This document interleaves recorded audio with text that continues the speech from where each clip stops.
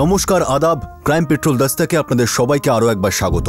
আজ আমরা আপনাদের দেখাবো গোটা দেশে আলোড়ন ফেলে দেওয়া দিল্লি কেসের দ্বিতীয় তথা শেষ ভাগ।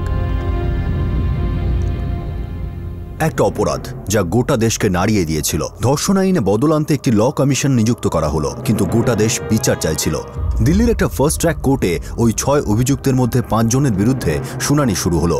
ষষ্ঠ অভিযুক্ত যে অপ্রাপ্তবয়স্ক ছিল তার বিচার চলছিল জুভেনাইল জাস্টিস বোর্ডে। সুহাসীর পরিবার আর তার বন্ধুরা ন্যায্য বিচারের জন্য লড়াই করছিল। December 2012, new Delhi. 23 বছরের সুহাসী তার বন্ধু নীলেশের সঙ্গে বাড়ি ফিরছিল। ওরা কোনো অটোরিকশা পাচ্ছিল না সাকেত থেকে পালম বিহার যাওয়ার জন্য। শেষমেশ ওরা কিছু দূর অবধি অটোয় গিয়ে সেখান থেকে বাস ধরার চেষ্টা করে। 16 ডিসেম্বর 2012 সেই রাতে সেই সময় শহরের অন্যদিকে 6 ব্যক্তি নেশায় বুঁদ হয়েও আরও নেশা করতে চাইছিল, কিন্তু তাদের কাছে টাকা ছিল না। তারা ঠিক করে যে ওদের মধ্যে থেকে একজনের বাস ভাড়া খাটাতে রাস্তায় নামাবে আর যাত্রীদের থেকে প্রাপ্ত টাকায় আরও মদ কিনবে। মোহন সিং, তার ভাই মনোজ সিং, বন্ধু রবি কৌশিক, হংসরাজ মালিক, গোবিন্দ সিং আর ছোটু মোহনের বাস নিয়ে বেরিয়ে পড়ে। ওদের প্রথম প্যাসেঞ্জার হন রাকেশ ধাওয়ান নামে এক কার্পেন্টার, যে তার বাড়ি বসন্ত বিহারে যাওয়ার জন্য বাসের অপেক্ষা করছিল। ওই 6 মাতাল রাকেশ ধাওয়ানের সর্বস্ব লুট করে নেয়, তার টাকা এবং মোবাইল ফোন কেড়ে নিয়ে তাকে একটা নির্জন জায়গায় বাস থেকে নামিয়ে দেয়।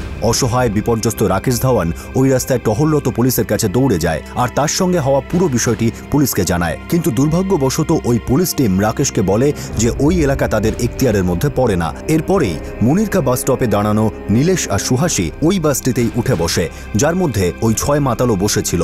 সুহাসী আর নীলেশ বুঝতেও পারে না যে বাসের ড্রাইভার, ক্লিনার আর বাকি 4 প্যাসেঞ্জার আসলে বন্ধু আর তাদের মতলব একদমই ঠিক নেই। ওরা শুরু করে সুহাসীর সম্পর্কে অশ্লীল মন্তব্যের মধ্য দিয়ে। নীলেশ তার বিরোধিতা করে আর বাস থামানোর জন্য বলতে থাকে, কিন্তু ড্রাইভার বাস থামায় না। দেখতে দেখতে নীলেশ আর নেশাখোরদের মধ্যে হাতাহাতি শুরু হয়ে যায়। ওরা নীলেশকে নির্দয়ভাবে মারতে থাকে। সুহাসী বাধা দিতে গেলে ওকে ধাক্কা দিয়ে ফেলে দেওয়া হয়। নীলেশকে মারার পর ওই 6 শয়তান সুহাসীর উপর জানোয়ারের মতো ঝাঁপিয়ে পড়ে আর ওই বাসটি পুরো দিল্লির বিভিন্ন রাস্তায় ঘুরতে থাকে। বাসের জানলার কাঁচ রঙিন হওয়ায় বাইরে থেকে কিছু দেখা যায় না, আর এমনিতেও পুলিশ ব্যারিকেড পার করে বাস চলে গেলেও সেটা আটকানোর জন্য কোনো পুলিশকর্মী সেখানে ছিল না। আর বাসের মধ্যে যৌন লালসার সাথেই জন্ম নেয় এক ভয়ঙ্কর বিকৃত আর নিষ্ঠুর মানসিকতার। আর সবশেষে ওরা নীলেশ এবং সুহাসীকে একটি ফ্লাইওভারের কাছে বাস থেকে ফেলে দেয় আর সেখান থেকে চলে যায়। সুহাসী আর নীলেশ ওখানে পড়ে থাকার কিছুক্ষণ পর 2 যুবক বাইক থামিয়ে ওদের সাহায্যের জন্য এগিয়ে আসে। দুজনকে অ্যাম্বুলেন্সে করে হাসপাতালে নিয়ে যাওয়া হয়। বসন্ত বিহার থানায় অভিযোগ দায়ের করা হয়। নীলেশের হাত পা ভেঙে দেওয়া হয়েছিল আর সুহাসীর অবস্থা সংকটজনক হয়ে উঠেছিল। হাসপাতালের ডাক্তাররাও ধর্ষকদের নিষ্ঠুরতা দেখে হতবাক হয়ে যায়। একটি হোটেলের রোড ফেসিং সিসিটিভি থেকে ওই বাসের কিছু ডিটেলস পুলিশের হাতে আসে। বাসটি নীলেশের দেওয়া স্টেটমেন্টের সঙ্গে মিলে যায়। পরের দিন সকালে বসন্ত বিহার থানায় ওই বাসে ছিনতাইয়ের শিকার কার্পেন্টার রাকেশ ধাওয়ানও তার ছিনতাই হওয়া টাকা আর মোবাইলের জন্য অভিযোগ দায়ের করতে আসে। পুলিশ এটা শুনে হতবাক হয়ে যায় যে রাকেশকে যেই বাসে ছিনতাই করা হয়েছিল সেই বাসেই কিছুক্ষণ পর সুহাসী আর নীলেশ উঠেছিল। পুলিশ আরও অবাক হয়ে যায় এটা শুনে যে রাকেশ ছিনতাই হওয়ার পর টহলরত পুলিশকর্মীদের কাছে ওই 6 মাতালের কথা জানিয়েছিল, কিন্তু তবুও ওই পুলিশ টিম কোনো পদক্ষেপ নেয়নি। এবার তারপর স্যার, একটা মেকানিকের থেকে খবর পেলাম সেক্রেটারি ট্রাভেলস নয়ডা থেকে অপারেট করা হয়। এর মালিককে এক্ষুনি হাজির করো। কেসটা নিয়ে খুব জলঘোলা হতে পারে। যেটা হয়েছে সেটা হওয়া উচিত নয়, হয়তো আটকানো যেত।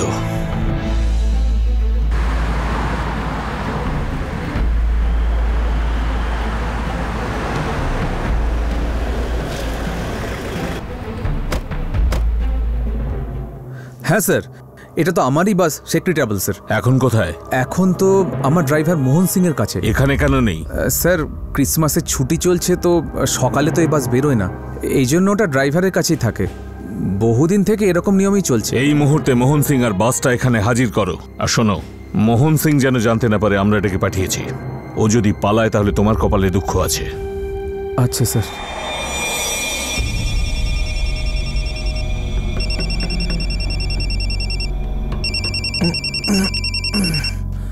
হ্যাঁ সেটজি। আরে মোহন, কোথায় তুমি?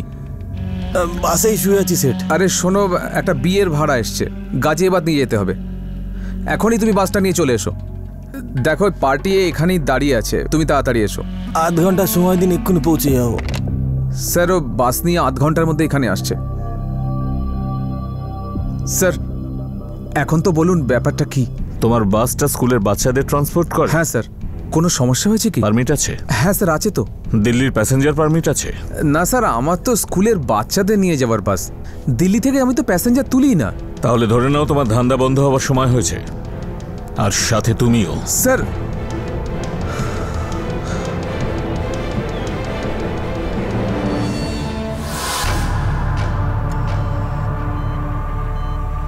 ফাইলটা দেখি।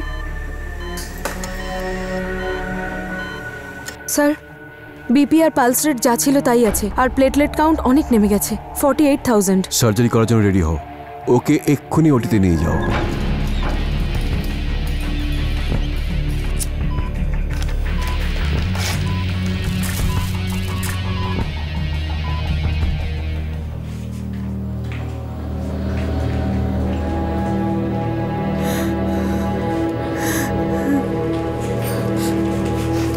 আপনি সরে যান, আমাকে সুহাসের সাথে দেখা করতে হবে। স্যার স্যার, এই কন্ডিশনে আপনার বেড থেকে ওঠার পারমিশন আমার নেই কারো স্যার। পারমিশনের দরকার নেই, আপনি সরে যান। সাবধানে স্যার, স্যার সাবধানে স্যার। স্যার, যখন ডাক্তার আসবেন তো আপনি প্লিজ ওনার সঙ্গে কথা বলে নেবেন। সত্যি সত্যি বলুন নার্স, কিছু সিরিয়াস নয় তো? ওই ওনার অপারেশন চলছে। আমি এখনই দেখা স্যার, করতে চাই। স্যার, স্যার, আপনি স্যার, সরে যান। মা, নীলেশ, বাবা, এসব তোমার কি করে হলো? তুমি ঠিক আছো তো? মা,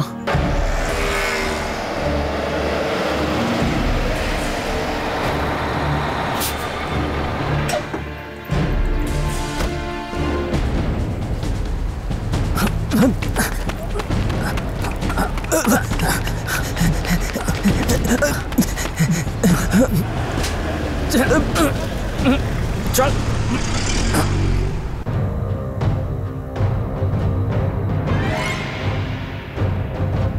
এইভাবেই এই ভয়ঙ্কর অপরাধের খবর দ্রুত ছড়িয়ে পড়েছিল।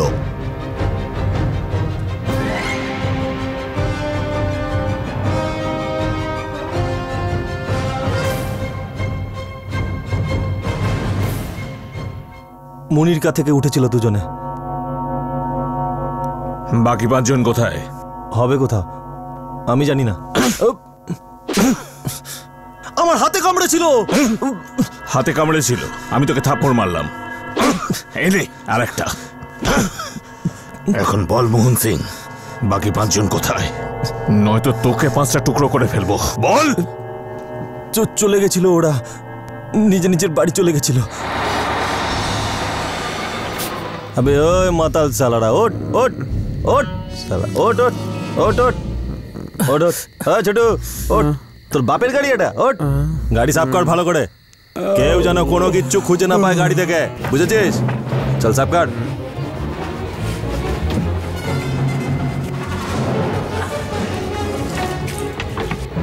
ছোটু, এদিকে আয়। এই 3টে ফোন তোর কাছে রাখবি, আর যতক্ষণ না বলছি ততক্ষণ বেচবি না। ঠিক আছে ওস্তাদ। তোরাও নিজের সেফটির জন্য বাড়ি ফিরে যা, আর বাড়িতেই কয়েকদিন গ্যারেজ থাকিস, বুঝেছিস? যা, আমি বাসেই শুচ্ছি। চ চ চ, ফটাফট চ। চল। সবাই নিজের বাড়ি চলে গেছে স্যার। 5 জনের অ্যাড্রেস বল। Ram 10 colony. Sir, DCP madam phone করেছেন।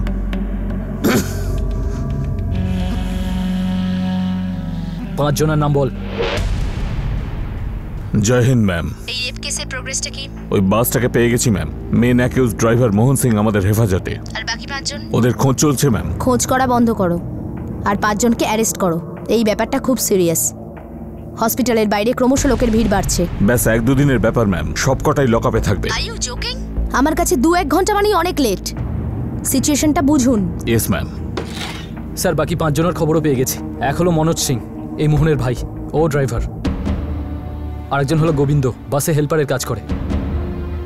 হংসরাজ মল্লিক, ঠেলা নিয়ে ফল বিক্রি করে আর কে পুরামে। 5 নম্বর হলো রবি কৌশিক, একটা জিমে কাজ করে। আর 6 নম্বর হলো ছোটু, ওর এখনো কোনো খোঁজ পাওয়া যায়নি। স্যার, এই ছোটুর মোহনকে বাদ দিয়ে বাকি 5 জনের সঙ্গে ওই দিনই আলাপ হয়। ছোটুকে ছাড়া বাকি সবার অ্যাড্রেসও পেয়ে গেছি। 3টে টিম বানাও, আমরা এক্ষুনি বের হব। Sir, move. আমরা ভিকটিমকে অপারেট করেছি, আর এই মুহূর্তে সে স্টেবল। আমরা শুনেছি যে মেয়েটির ওপর নাকি খুব নৃশংসভাবে অত্যাচার করা হয়েছে। আমার 30 বছরের ডাক্তারির ক্যারিয়ারে এরকম খারাপ কেস আমি কখনো পাইনি। স্যার, ছেলেটার কি অবস্থা এখন? ছেলেটিও খুব সিরিয়াসলি ইনজুর্ড ছিল, কিন্তু আমরা সাকসেসফুলি ম্যানেজ করে নিয়েছি, কালকের মধ্যে হয়তো ডিসচার্জ হয়ে যাবে। স্যার, খবর পাওয়া গেছে যে গ্যাং রেপের পর সুহাসীকে যথেষ্ট মারধর করা হয়েছে। Can you please elaborate? Gang rape হওয়ার পর সুহাসীকে এত নৃশংস অত্যাচার করা হয় যেটা আপনাদের কাছে আমি ডিসক্লোজ করতে পারছি না।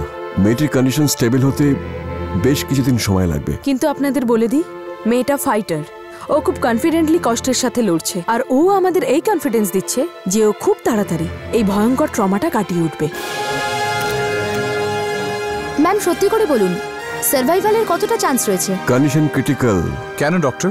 কারণ মেয়েটির শরীরে এমন কোনো জায়গা নেই যেখানে অত্যাচার করা হয়নি। ওর প্রাইভেট পার্টস খুব খারাপভাবে ড্যামেজড, ওর ইন্টেস্টাইন ড্যামেজড, ওর রিবগুলো ভাঙা, এতটাই ক্রিটিক্যাল। ফ্রেন্ডস, আমি আপনাদের কাছে এটাই রিকোয়েস্ট করছি, শান্ত হন, প্রার্থনা করুন যেন সুহাসী যত তাড়াতাড়ি সম্ভব সুস্থ হয়।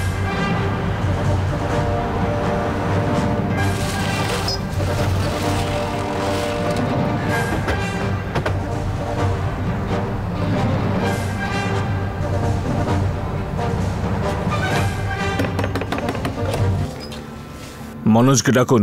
ও তো সকালেই বেরিয়ে গেছে। আমার দুই ছেলে, মোহন আর মনোজ, দুজনেই একেবারে পাগল। মনোজ কোথায়? যদি জানতাম তাহলে বলেই দিতাম, কিন্তু এই দুজন নিজের মর্জির মালিক। কখন আসে কখন যায় কিছুই জানি না, আর মাকে তো কিছুই বলে না। রোজ রোজ মারপিট, গালিগালাজ। মনোজের এমন কোনো বন্ধু আছে যেখানে ও যেতে পারে? কোনো আত্মীয়, কোনো আড্ডা, কিছু তো জানেন আপনি। আমি বললাম তো আমি জানি না। নিয়ে চল। চলো। ইন্সপেক্টর সাহেব, আমার ছেলে এরকম করতে পারে না, ওকে নিয়ে যাবেন না দয়া করে। তেমন করতেই পারিস না, না রবি? হ্যাঁ, বল নিজের মাকে কাল রাতে তুই কি কাণ্ড ঘটিয়েছিলিস। আরে বল না। কথা বলছিস না কেন? বল আমাকে, কথা বলছিস না কেন? নিয়ে চলো, চলো। রবি,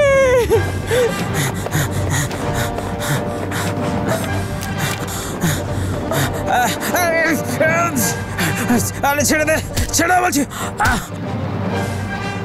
স্যার, গোবিন্দ সিং আর ছোটু, এই দুজন বাকি। বাইরে বার করো।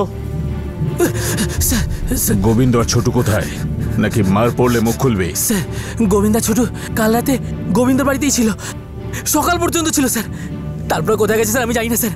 স্যার, মায়ের দিবি বলছি স্যার। স্যার আমি কিছু বলিনি স্যার। স্যার সত্যি বলছি স্যার, আমি স্যার জানি স্যার। কোথায় গোবিন্দ সিং আর ছোটু? আমি জানি না স্যার, সত্যি বলছি। আমি কাল রাতের পরে ওদেরকে আর দেখিনি স্যার।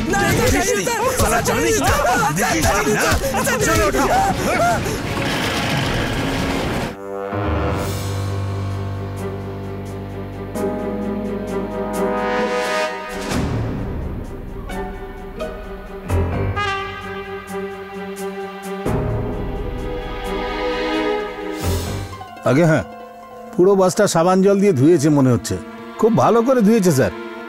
আমি কিছু লম্বা চুল পেয়েছি, এটা ভিকটিমের চুলের সঙ্গে ম্যাচ করাতে হবে। এই কেসটার সমাধানে পুলিশ জান লড়িয়ে দিয়েছিল।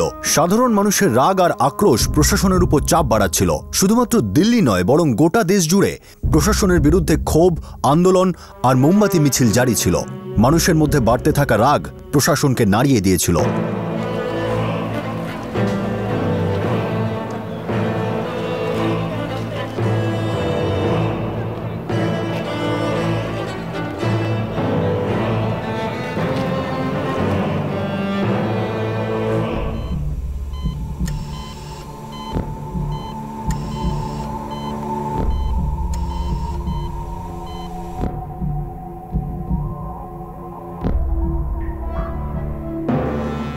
স্যার, এতে আমার কোনো দোষ নেই। আমি তো জানতামই না যে ও আমার বাসটা কখন নিয়ে গেছে। কত বড় ধোকা দিয়েছে আমাকে। তুমি ট্রাভেল এজেন্সির মালিক, বাস তোমার, পারমিট তোমার নামে রয়েছে, আর তুমি চেক করো না বাস কিভাবে ব্যবহার হচ্ছে? তোমার ড্রাইভার নেশা করে বাস চালায়, তাতে কিছু এসে যায় না? তাও আবার স্কুল বাসের ড্রাইভার। স্যার, আমাকে বিশ্বাস করুন, আমি সত্যি কথা বলছি। স্যার, ও মিথ্যে কথা বলছে। এই বাসের রেজিস্ট্রেশন হলো DL41SK 1906। গত 2 বছরে 8 বার ফাইন করা হয়েছে ওর বাসকে। কি জন্য? বিনা পারমিশনে ও বাসে প্যাসেঞ্জার তুলতো। 8 বার ফাইন হওয়া সত্ত্বেও বেআইনি ধান্দা চালাচ্ছিলিস তুই, বিনা পারমিটে প্যাসেঞ্জার তুলে। মোটা ঘুষ দিতিস পকেট থেকে, তার মানে তুইও ভালো কামাস। স্যার, গৌরব স্যার, ট্রান্সপোর্ট কর্পোরেশনকে রিপোর্ট পাঠাও, সালার বাসগুলোকে বাজেয়াপ্ত করুক, আর সঙ্গে লাইসেন্সও। না স্যার, স্যার এরকম করবেন না, আমার ছোট ছোট ছেলে মেয়ে আছে। ওই মেয়েটাও কারোর সন্তান, যে এখন মৃত্যুর সঙ্গে লড়াই করছে, কষ্ট পাচ্ছে। মেয়েটার এই অবস্থার জন্য কিছুটা আমরা দায়ী, সঙ্গে তুইও। গ্রেফতার করো এটাকে। চল স্যার, স্যার আমার কথাটা শুনুন স্যার। চল। হ্যাঁ স্যার, বলছি স্যার, বলছি স্যার, হ্যাঁ স্যার বলছি স্যার, আমি স্যার হ্যাঁ স্যার, হ্যাঁ ওই মেয়েটার সাথে আমরা সবাই মিলে বারবার করে করেছি স্যার। মেয়েটাকে ওই রকম খারাপ ভাবে মেরেছিস? স্যার আমি শুধু ওই ছেলেটাকে মেরেছিলাম স্যার, আমার সাথে পাঙ্গা নেবি না। আমি ওই ছেলেটাকে খুব মেরেছিলাম স্যার, আমি সেটা স্বীকার করছি। কিন্তু স্যার আমি ওই মেয়েটাকে মারিনি স্যার, মেয়েটাকে মোহনদা মেরেছে, রড দিয়ে মেরেছে স্যার। হ্যাঁ মেরেছি, মেয়েটাকে লোহার রড দিয়ে মেরেছি।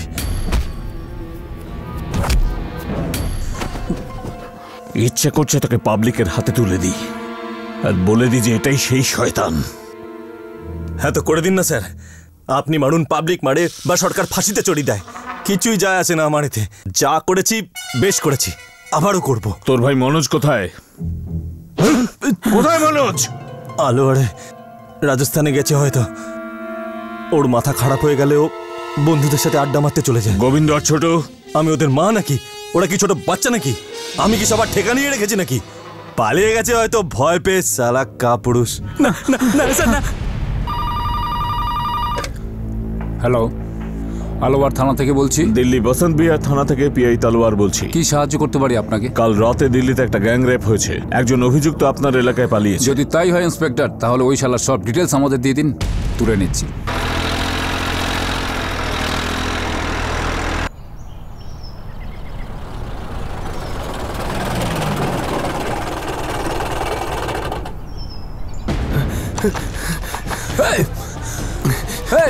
থাম!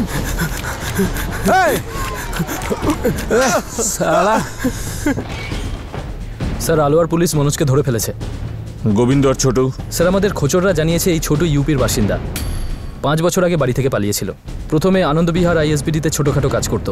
আর এই গোবিন্দ ঔরঙ্গাবাদ বিহারের বাসিন্দা, এর ফ্যামিলিও ওখানে থাকে, শ্বশুরবাড়িও ওখানে। ঔরঙ্গাবাদ পুলিশকেও সব জানিয়ে দিয়েছে। গুড, প্রত্যেক ঘন্টার ফলো আপ চাই, দুটো স্টেশনের প্রেসার দিয়ে রাখো। স্যার 6 জন ছিল, 4 জন আমাদের কাস্টডিতে আছে, আর 2 জনের লোকেশন আইডেন্টিফাই হয়ে গেছে।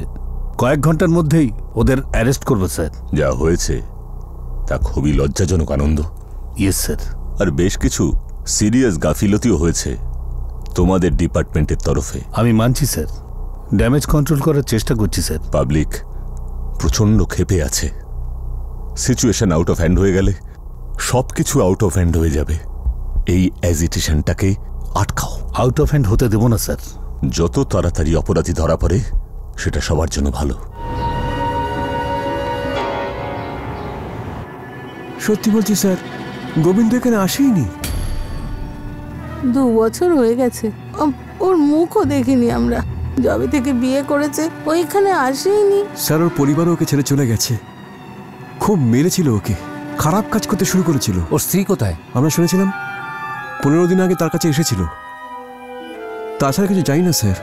ওর স্ত্রী এই ঔরঙ্গাবাদেই আছে তো? হ্যাঁ স্যার। যতক্ষণ না আমরা গোবিন্দকে ধরে আনছি ততক্ষণ আপনারা এখানেই থাকবেন।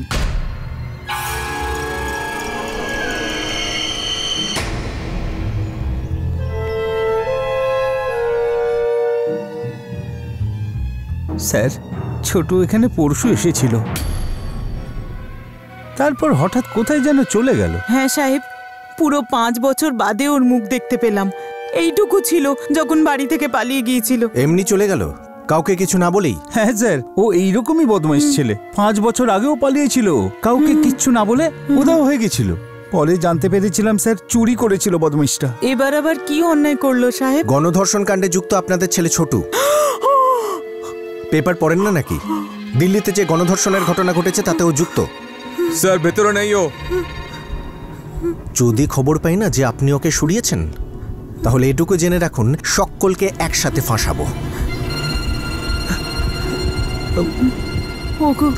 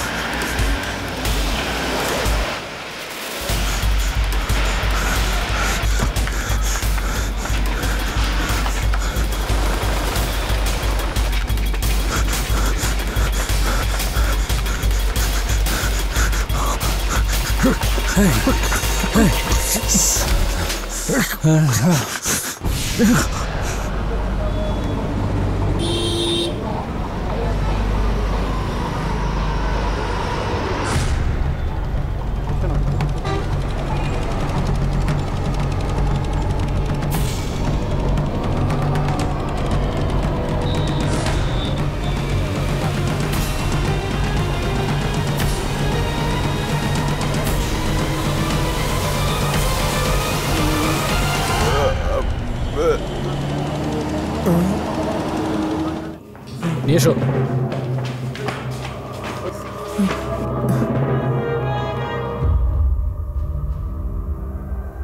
এই সব কটা ছোটুর কাছে ছিল। আগে স্যার, আমার মোবাইলটা ঠিক এইরকম, ঠিক এটার মতনই। হ্যাঁ স্যার, এটা আমারই ফোন, আর এটা সুহাসীর ফোন স্যার। এটিএম কার্ডটাও আমার। ওই 6 জন অভিযুক্তই আমাদের হেফাজতে রয়েছে। খুব তাড়াতাড়ি ওদের কোর্টে পেশ করা হবে।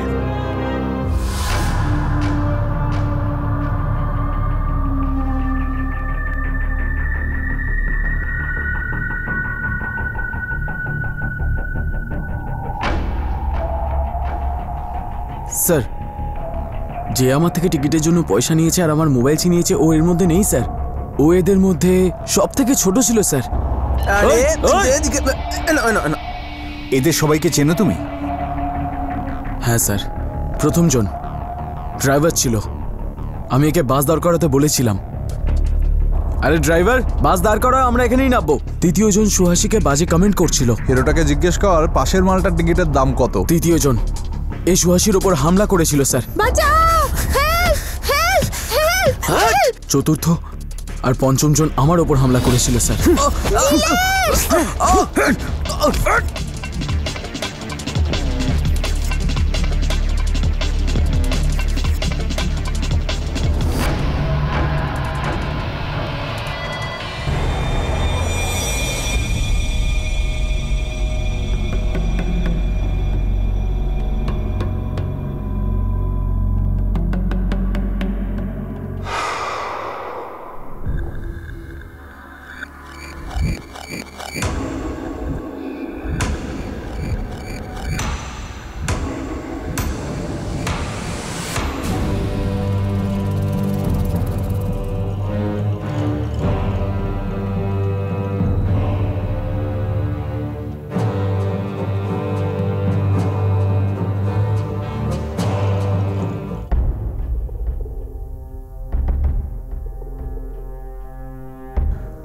সুহাসীর কন্ডিশন এখন অনেক ইমপ্রুভড। ওর জ্ঞান ফিরেছে, ওর ভাইটাল প্যারামিটার নর্মাল, মেডিসিনকে রেসপন্স করছে, আর একটু কথাও বলছে। ও সলিড ফুডও খেতে চাইছিল, কিন্তু আমরা ওকে এই কন্ডিশনে সলিড ফুড দিতে পারবো না। ওকে আইসিইউ থেকে শিফট করা যাচ্ছে না। বাট ইয়েস, আমরা সবাই ওর রিকভারি নিয়ে খুবই স্যাটিসফাইড। সুহাসী, আমি জানি তোমার এখন খুব কষ্ট হচ্ছে, কিন্তু প্লিজ আমি তোমাকে কটা কথা জিজ্ঞেস করতে চাই। ওরা ধরা পড়েছে ম্যাডাম। হ্যাঁ সুহাসী, ওদের ধরে ফেলেছি। ওদের শাস্তি পাওয়া উচিত। অবশ্যই শাস্তি পাবে। তুমি জাস্টিস পাবে সুহাসী, আর আমরা সেজন্যই কাজ করছি। আর তাই কিছু দরকারি প্রশ্ন আছে, তার জবাব তোমায় দিতে হবে। মিসেস গুপ্তা, কিছু প্রসিডিওর আছে। আমাদের কিছু প্রশ্ন ছিল যেটা আমরা চাই আপনি জিজ্ঞেস করুন ওকে। আমার কাজ আমি জানি, আর কিভাবে করতে হবে সেটা আপনি আমার উপর ছাড়ুন। এই কেসটার কিনারা অবধি পৌঁছানো আমার একমাত্র উদ্দেশ্য। ইয়েস শিওর, কিন্তু আপনাকে এটা বুঝতে হবে ম্যাম, কিছু প্রসিডিওর আছে। দেখুন, আমরা এই কেসটা ফাস্ট ট্র্যাক করতে চাই, যাতে খুব তাড়াতাড়ি চার্জশিট ফাইল করতে পারি। তো আপনার কি মনে হয় আমি অন্য কিছু চাই? অন্য কিছু করছি আমি? আপনি শুধু আপনার ডিউটিটা করুন, বুঝেছেন? আমাকে কিছু শেখানোর চেষ্টা করবেন না, তার কোনো প্রয়োজন নেই। শুনুন ম্যাম,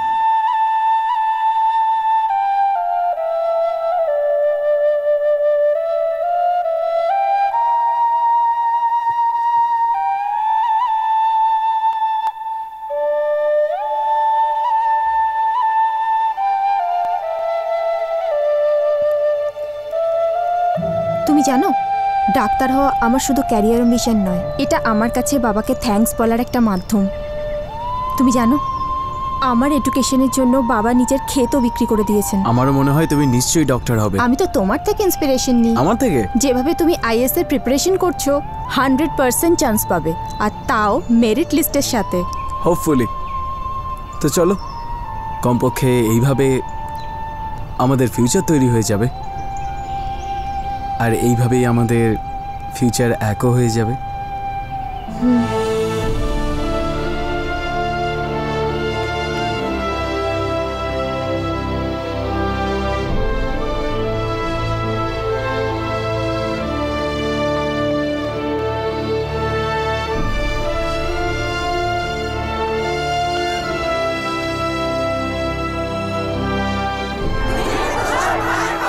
একদিকে যখন সুহাসী মৃত্যুর সঙ্গে লড়াই করছিল, তখন অন্যদিকে দিল্লির মানুষ, সারা ভারতের মানুষ প্রতিশোধের আগুনে জ্বলছিল।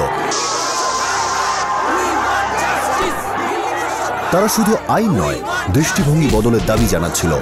বিশেষ করে মহিলাদের উপর বাড়তে থাকা অত্যাচারের ক্ষেত্রে প্রশাসনের, পুলিশের অবহেলার প্রতি তারা আঙুল তুলছিল। দীর্ঘদিন ধরে নীরব থাকা জনতার ধৈর্যের বাঁধ ভেঙে গিয়েছিল। মানুষ রাস্তায় নেমে এলো, প্রশ্ন করতে লাগলো, জবাব চাইতে লাগলো। তাদের জবাব দেওয়ার বদলে প্রশাসন তাদের উপর লাঠি চার্জ করলো। তাদের ছত্রভঙ্গ করতে জলকামানের ব্যবহার করা হলো। সারা দেশ এই ছবি টিভির পর্দায় দেখলো, আর তখন প্রত্যেক দেশবাসীর মনে এই প্রশ্ন উঠল যে পুলিশ ফোর্স সেই রাতে কোথায় ছিল।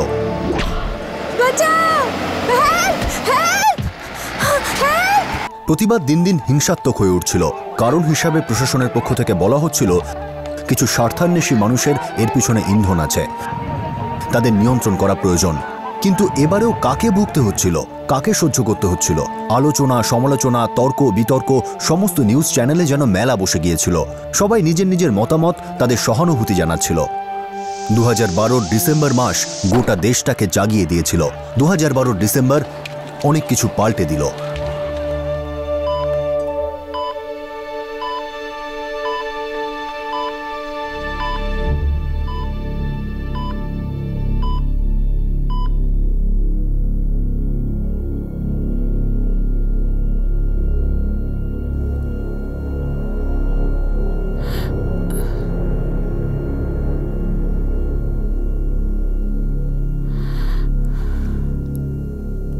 যাবে?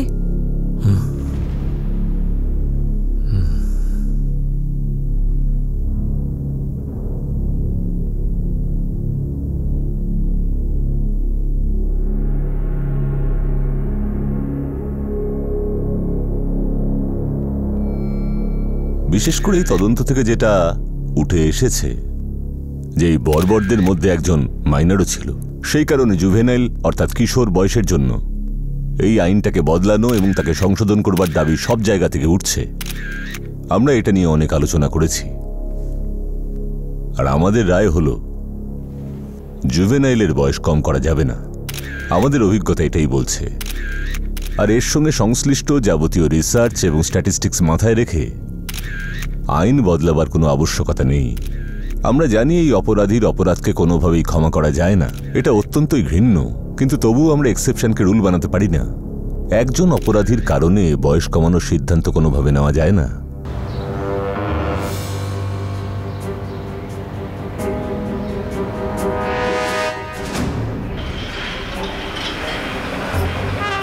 সরে যান, সরে যান।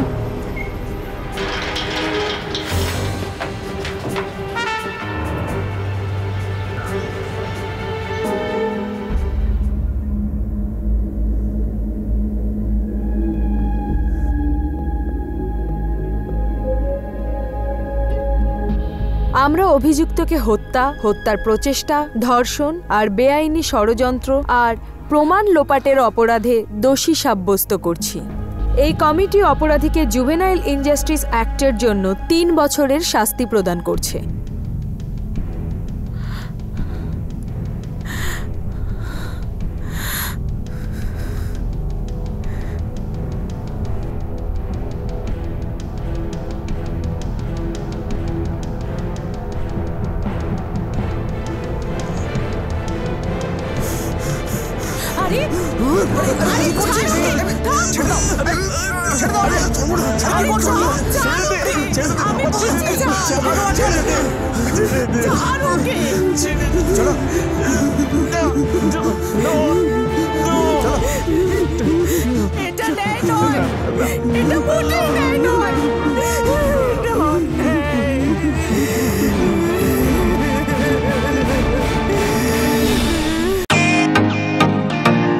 Welcome to Beaton world.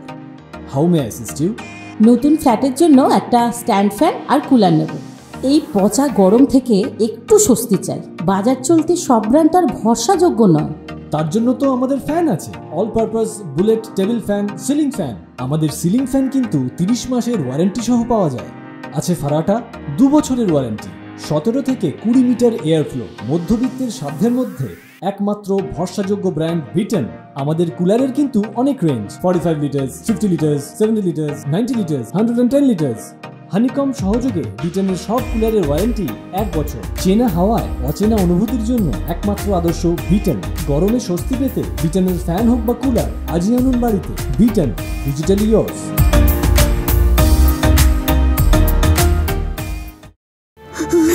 এটা ন্যায় নয়, এটা মোটেই ন্যায় নয়, এটা অন্যায়।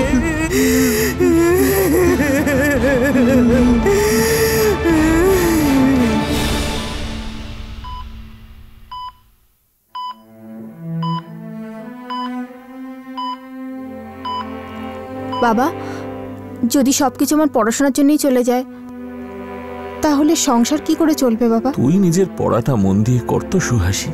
মাগো, অন্য কোনো ব্যাপারে আর চিন্তা ভাবনা কিচ্ছু নয়। আমার এটা পুরো বিশ্বাস যে তুই একদিন ডাক্তার নিশ্চয়ই হবি। আর তুই যেদিন ডাক্তার হয়ে বেরোবি না মা, সেদিন আমাদের মনে হবে যে ঝামেলা কষ্ট কিচ্ছু না রে। আর তোর ছোট দুটো ভাইও তোর থেকে কিছু শিখবে রে। বাবা, তুমি আমার জন্য যে স্বপ্ন দেখেছো সেটা আমি পূরণ করবই। আমি ডাক্তার হয়ে দেখাবো বাবা। আমি বাচ্চাদের পড়ানো শুরু করি। এখন কিছু দায়িত্ব আমারও তো হওয়া উচিত না বাবা? বাবা, তুমি ক্লান্ত হয়ে গেছো না? একটু বিশ্রাম নাও। তুই আমার চিন্তা করিস না রে মা, তোর কষ্টের সামনে আমার ক্লান্তি কিছুই না। তাও বাবা, তুমি একটু বিশ্রাম করো, আমিও ঘুমিয়ে পড়ি। ঘুমানোর চেষ্টা কর মা, চোখটা বুঝ।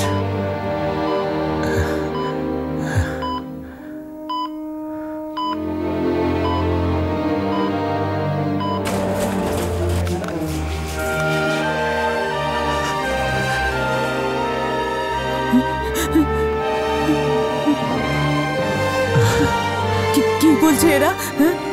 কি কি কি হয়েছে সুহাসির? বলো না কি হয়েছে সুহাসির, বলো না। কেন আমাকে কেউ কিছু বলছে না? সুহাসির কি হয়েছে? সুহাসী, কি হয়েছে সুহাসির? সুহাসির কার্ডিয়াক অ্যারেস্ট হয়েছে।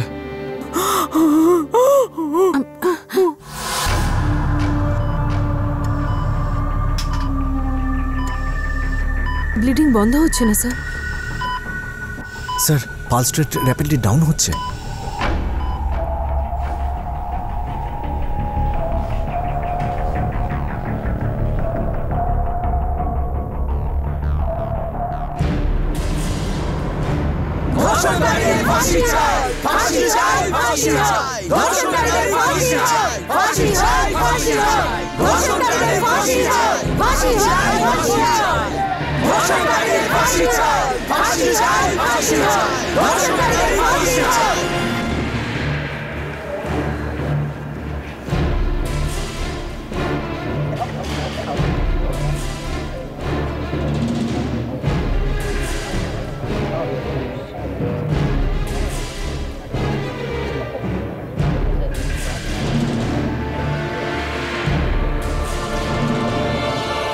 ঘটনা ঘটা 9 মাস এবং প্রায় 130টা শুনানির পর প্রসিকিউশনের 80 জন সাক্ষী এবং বিপক্ষের 18 জন সাক্ষীর সাক্ষ্যের পর অবশেষে আজ রায় ঘোষণার দিন।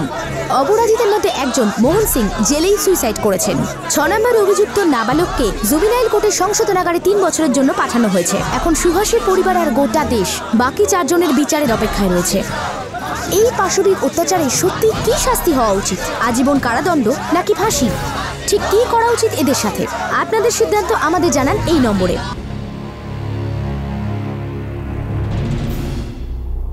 প্রসিকিউশন যথেষ্ট যুক্তিসম্মতভাবে তাদের বক্তব্য আদালতে পেশ করেছেন। এই কেসের ক্ষেত্রে দিল্লি পুলিশ যে ভূমিকা গ্রহণ করেছে সেটা প্রশংসার যোগ্য। এই আদালত অভিযুক্ত রবি কৌশিক, গোবিন্দ সিং, হংসরাজ মল্লিক আর মনোজ সিংকে দোষী সাব্যস্ত করছে। এদের অপরাধ আইপিসি সেকশন 365, অসৎ উদ্দেশ্যে কাউকে অপহরণ করে বলপূর্বক আটকে রাখা, সেকশন 395 ডাকাতি, সেকশন 412 ডাকাতি করে লুট করা সমস্ত সম্পত্তি নিজের কাছে রাখা। সেকশন 307 হত্যার প্রচেষ্টা। সেকশন 376 সাবসেকশন 2G শারীরিক বলাৎকার।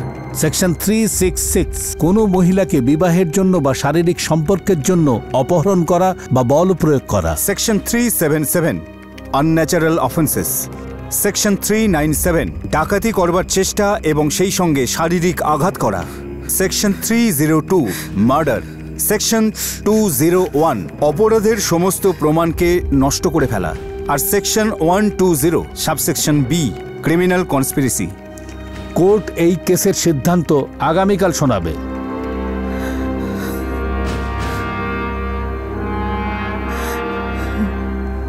লজ্জার কথা, খুবই জঘন্য অপরাধ করেছে ওরা। আমি ওদের শুধু ফাঁসিই চাইবো। ডেথ পেনাল্টি, এর থেকে কম কিছু হয় না। আমরা সংসদে আইন বানিয়েছি এবং আমার পুরো বিশ্বাস আছে যে মাননীয় বিচারপতি এই কেসে কঠিনতম শাস্তি দেবেন, ফাঁসি। এটা একটা খুবই নৃশংসতম ঘটনা। আমি নিশ্চিত এতে প্রত্যেক অপরাধীর মৃত্যুদণ্ড হবে। না, এই সিদ্ধান্তটাকে আমাদের হোলিস্টিক্যালি দেখতে হবে। ওই মেয়েটির সঙ্গে যা যা হয়েছে তা পৈশাচিক বললে কম বলা হয়। এটা হওয়া উচিত ছিল না। এই কেসটা পুরো দেশের মতো আমাদের মনেও দাগ কেটেছে, কিন্তু এই রিপোর্টে আমরা ডেথ পেনাল্টির সুপারিশ করতে পারি না। আমাদের রেপ সম্বন্ধীয় আইন আরো কঠোর করতে হবে, আর তার জন্য আমরা অনেক প্রিভিশনও করেছি। আমাদের এটা মানতে হবে যে অনেকাংশে প্রশাসনও দোষী। যে কোনো রকমের সেক্সুয়াল অথেন্সেসে, তা সেটা হ্যারাসমেন্ট হোক বা টিজিংই হোক, এমনকি স্টকিং আর even voyeurism and acid attack, আমাদের সেটা কঠোরভাবে রুখতে হবে। সমস্ত অপরাধে, সমস্ত অত্যাচারে কঠোর ভূমিকা নিতে হবে। পুলিশের সঙ্গে সঙ্গে এই সব অপরাধের খবর পাওয়া মাত্র সাধারণ মানুষেরও কর্তব্য হলো সঙ্গে সঙ্গে সেই কেস রেজিস্টার করানো। আর পাশাপাশি পুলিশকে আইন আর শুধুমাত্র আইনের প্রতি দায়বদ্ধ থাকতে হবে। যেই হাত দিয়ে আইনকে রক্ষা করা উচিত, সেই হাত যেন নেতার হাতের পুতুলে পরিণত না হয়। সমস্ত পরিবর্তন শুরু হওয়া উচিত উপর থেকে। ওখানে পরিবর্তন হলে তার ফল পাওয়া যাবে নিচের দিকে। অর্থাৎ কিনা আমাদের নেতাদের, আমাদের আইন প্রণেতাদের নিজেদের সিস্টেমে পরিবর্তন আনতে হবে।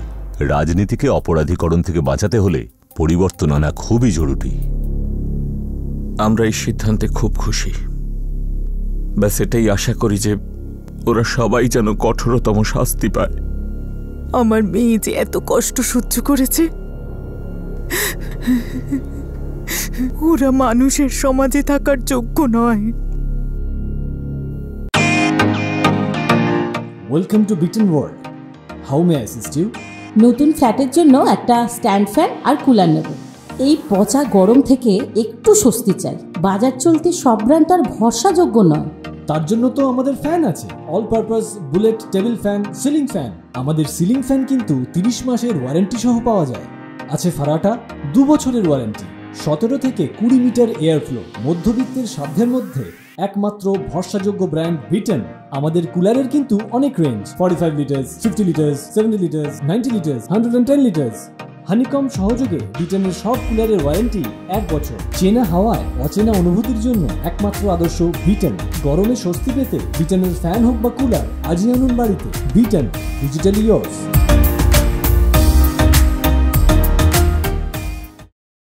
আমার মেয়ে যে এত কষ্ট সহ্য করেছে, ওরা মানুষের সমাজে থাকার যোগ্য নয়।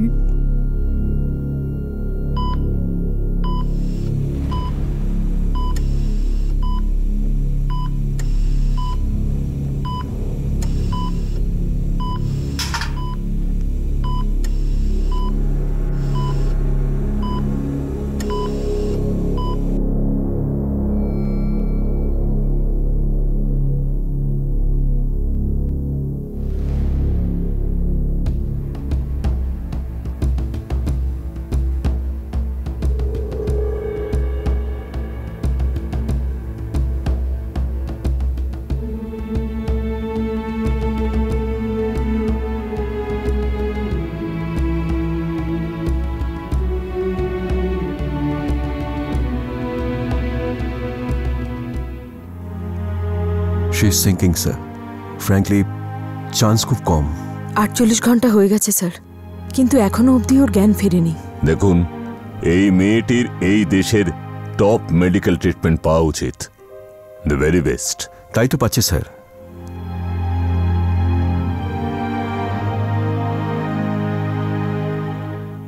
ডক্টর মেহরা, সুহাসীকে আপনি নিয়ে যাবেন সিঙ্গাপুরে। প্রত্যেকটা মুহূর্ত মূল্যবান।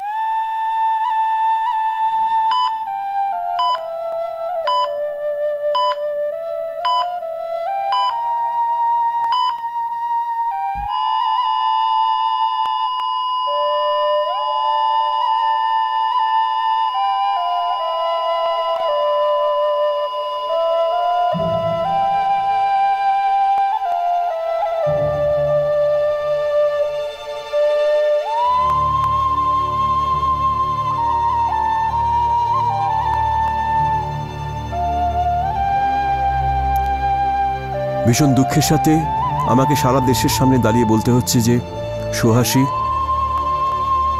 আর আমাদের মধ্যে নেই। ও খুব সাহসী মেয়ে ছিল, শেষ পর্যন্ত মনোবল হারায়নি।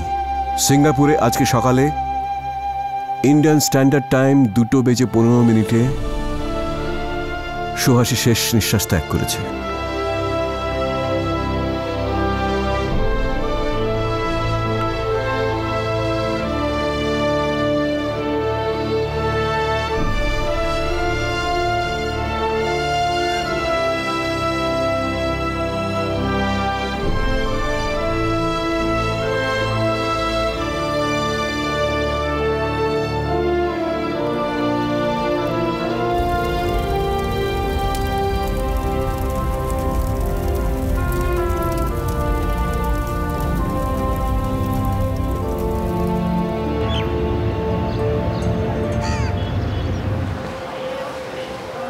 এই কেসটা একটা অসহায় মেয়ের ওপর 6 জন অপরাধীর জঘন্য শারীরিক নিগ্রহের ঘটনা।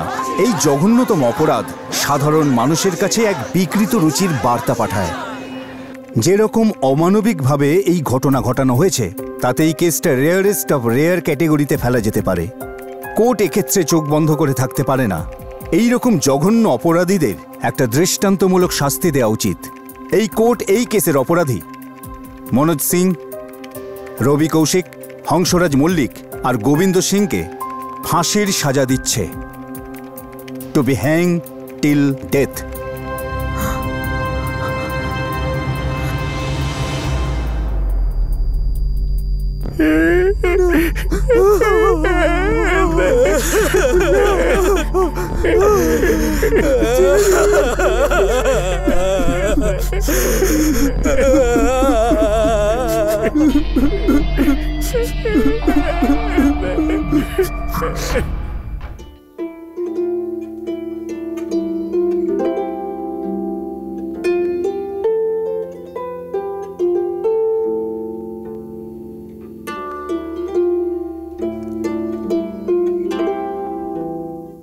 একটা ফয়সালা যা দেশের বেশিরভাগ মানুষ চেয়েছিল।